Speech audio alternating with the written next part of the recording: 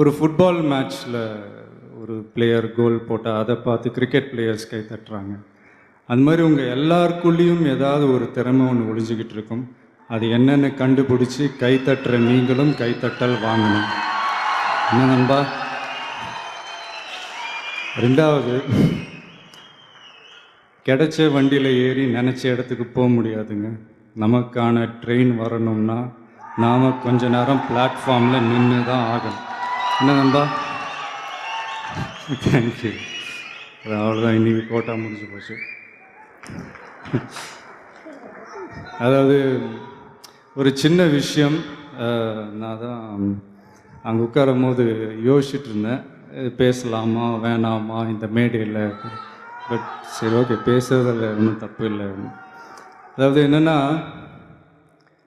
நான் நல்லா இருக்கணும்னு நீங்கள் நினைக்கிறீங்க,